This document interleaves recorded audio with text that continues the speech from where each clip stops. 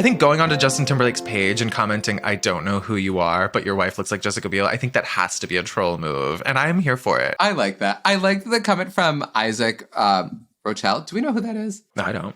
I don't know. I like the comment that was like, welcome to the +1 life. And I was like, ha. Actually, I'm going to guess this right now based on Isaac Rochelle's profile photo, his thumbnail. He's a professional athlete. I'm going to guess football based on the width of his neck. Let's look it up. That's true. His neck is wider than his head. Oh my God, literally football defensive end, Michael. I have a gift.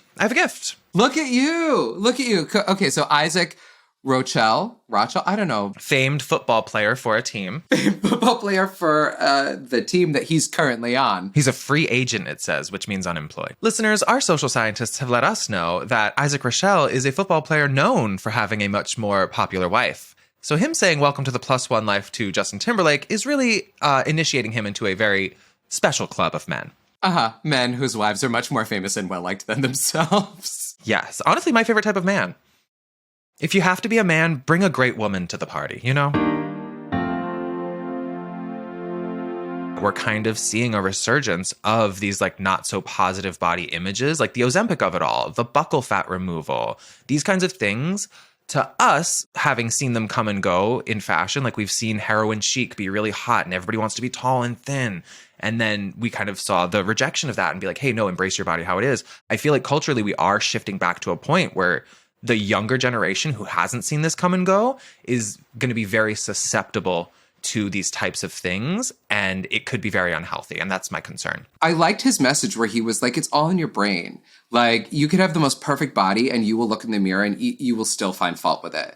And it was a good reminder. I know it's not like an idea that we're not reinventing the wheel, but sometimes it's just nice to be reminded that, like, you are your hardest critic most of the time. So, like, it's that idea of love yourself. Like, try and look past it and don't compare. It's hard in this world, the world we live in now, to not compare yourself to other people. It really is. Or compare yourself to what you used to be yourself. Yeah, that too. That is really poignant. I also feel like try not to romanticize an idealized version of yourself. Try to romanticize the reality version of yourself, because you'll be much happier. And that's obviously easier said than done, and it's something we all struggle with every day. But it's hard, and everyone is mentally ill.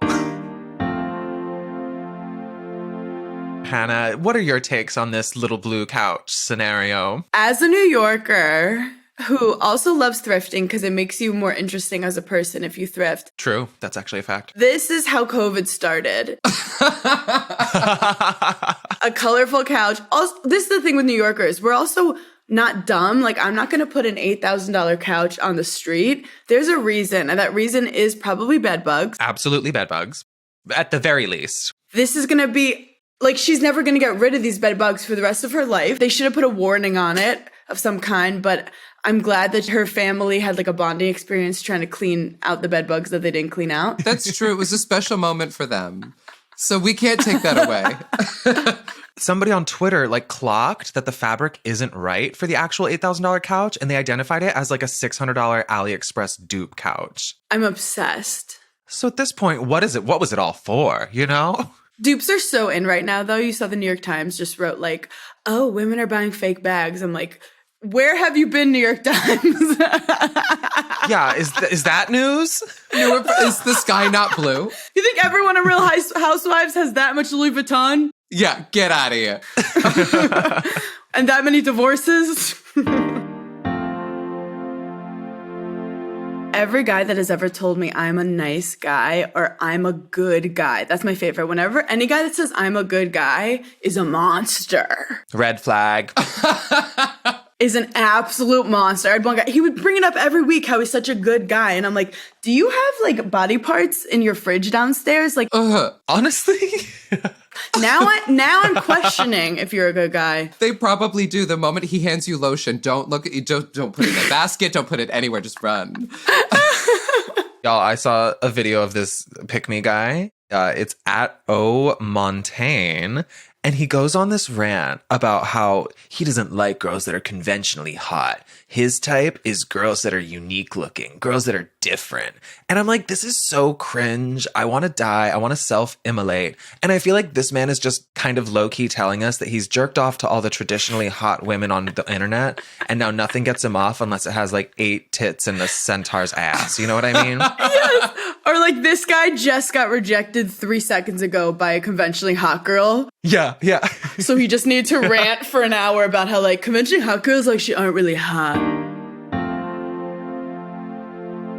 Like for friends who haven't seen this video, she literally just looks like her with like slightly pale base on and then big green eyeshadow. You're right, super uneven eyebrows and just a red lip. And a thin red lip at that, not even like a big one, no contouring. Like this would be my attempt at drag makeup, which would just be sort of like a sad, lazy clown. But why would they do a whole social media thing to show off the makeup and half-ass the makeup? Yeah, and a wig that they got at Party City. Literally Party City wig. Like Disney, you have more resources. Thank God. They just took Gandalf's wig and put it on Ursula with some hairspray. And they just sprayed it straight up. Flipped it upside down. When we said Ursula was inspired by a drag queen, we didn't mean one who had only been doing drag for 3 months. Like... This is giving like internet baby queen that goes on Drag Race. They roast her for not having any performance experience. And then she goes home on the second episode. With the live action, there's like, you remember the movie Cats that like ruined everyone's life? Yes. There's a thin line between being like realistic. Like, remember the cats like butts? Yeah. Really disturbed everyone, like deep therapy after that. It's like a thin line between being realistic versus like ruining like a beautiful thing that we all grew up with.